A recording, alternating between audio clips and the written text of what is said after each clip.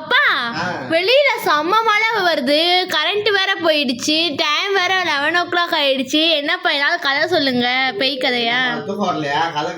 ஆமாப்பா, தூக்கம் வரல. ஆமாப்பா.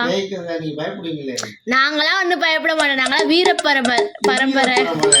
ஆமா ஆமா, மதுரைக்காரன்டாட நானும். கடவுளே, அம்மா பார்த்தா பேய் பயந்துட்டு ஓடும். பயத்துக்கே பயம் காட்டுறாங்க. நடந்த கதை சொல்றாங்க. சரிப்பா. அந்த கல்யாண புதுசுல அவங்க அம்மா வந்து அவங்க வீட்டுக்கு போடுவாங்க. சந்தோஷமா இருந்திருப்பீங்களே. ஜாலியா இருக்கலாம் சொல்லி நான் முதல்ல அனுப்பி வச்சிருவேன். ஆனா கரண்ட் அந்த போன இடத்துல அன்னைக்கு பார்த்து கரண்ட் இல்ல.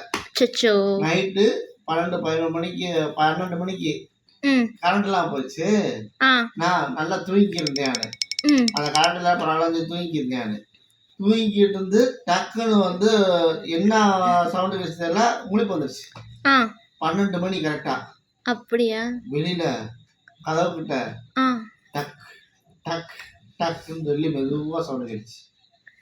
நான் போய் கதவு திறக்கலாம் அப்படின்னு சொல்லி போன் பக்கத்துல போய் நிக்கிறேன். திறந்தீங்களா?